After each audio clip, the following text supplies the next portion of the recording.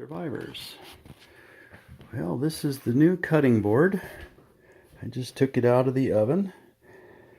I just soaked the cutting board with coconut oil and just pile it on there and then put it in the oven on low, a couple hundred degrees, and let it all soak in. And this one's got English walnut feet, and I discovered that when you hold your cutting boards up off the countertop, they dry out much faster. And we treat them with coconut oil, and that's an antibacterial naturally, and it also waterproofs your board. This one's going to take several applications. And then of course there's a groove here for juices and stuff when you're cutting meat. And we've got the folding tabletop finished. Isn't that beautiful? Tell you, the camera just can't do it justice, but this curly wood is just beautiful. That's madrone. This is English walnut. This whole countertop here is all English walnut. And we ran out of that, and the next closest thing that would stain and look very, very similar is actually the madrone. And my favorite board's actually this one right here. I just absolutely, that's just so amazing. So I'll show you how this works. Sorry I didn't sweep the floor, still got sawdust. Notice it's got a hole drilled here and a hole drilled over there, and I don't have anybody to hold the camera for me while I pick it up. So I'll pause it here for a second. You see the piano hinge, and it looks very nautical, having the dark hardwood with the brass hinge. So let me fold that up and show you. So there's one leg. You can see there's a latch here that holds it, and these legs just fold up on a hinge, and then there's a hole drilled right here that latch goes in and holds it, so you can fold it up and put it up against the wall. And here on the other side is the other latch. This is hard one-handed. That's better. And that just folds down.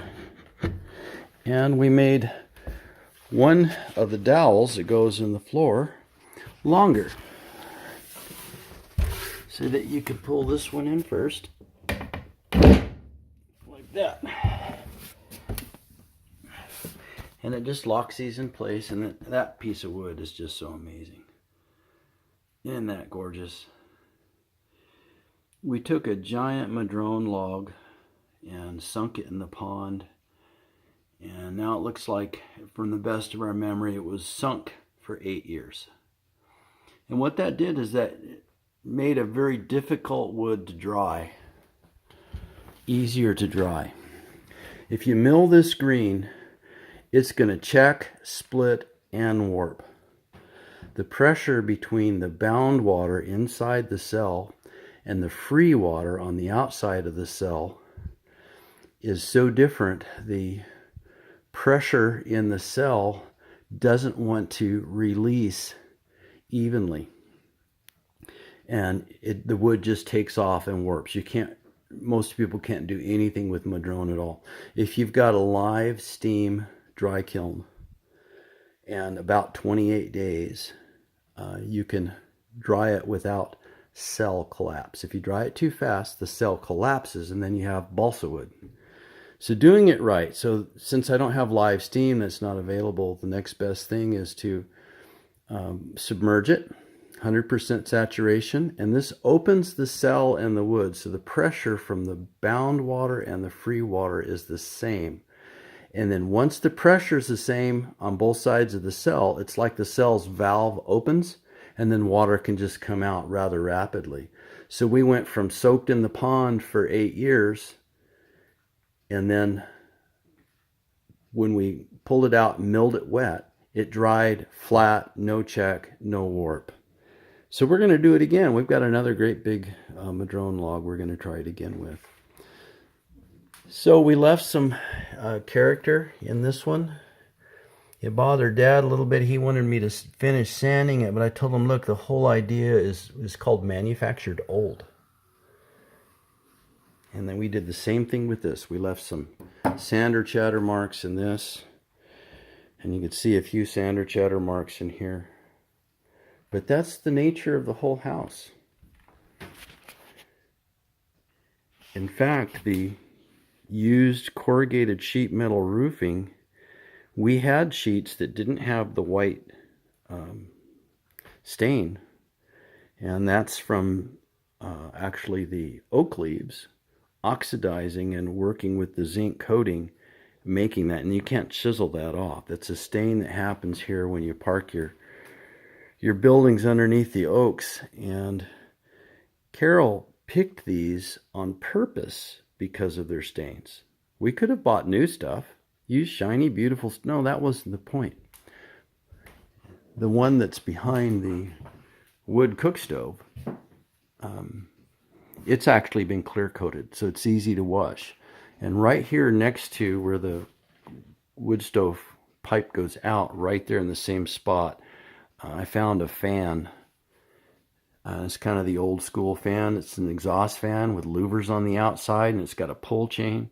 So when you pull on the chain and let it out, it opens the louvers and turns on the switch, and the exhaust fan's running. When you want to turn it off, you just pull back on the chain, close the louver, lower the chain, and it locks in place, turns the switch off, and you're done. So that's kind of how we roll. I wonder if that's cool enough to touch. Yep. Now this piece I had sitting behind the wood stove for 2 years, and it was milled 8/4. And right now from the heat, it's rocking just a little bit.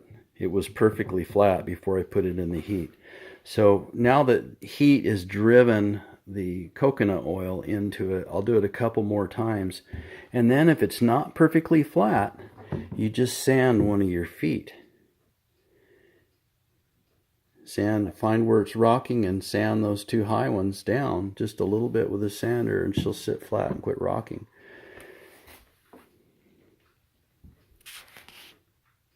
Here's the other one I've had drying. It's not quite dry all the way. Behind the wood stove. This is the one that we use on a daily basis. This one you cut cheese on and you cut meat on and all that. And because we do, we keep it really, really clean, and we use coconut oil on it quite often. When you're using meat, you don't want any of the juice being able to go into your wood at all. And there's one more. The little one that we use for cutting bread on is still in the oven. And because we have a pilot light, the oven stays warm. You can rise bread in an oven, and that pilot alone is enough to raise bread with. And because I have a board in there, I've got a piece of tape to remind me to not turn on the oven.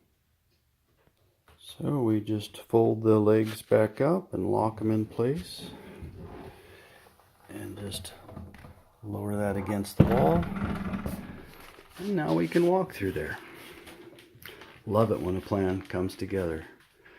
Thanks, Dad. You did an absolute fabulous job. You always do. I love you, Dad. You folks have a blessed day.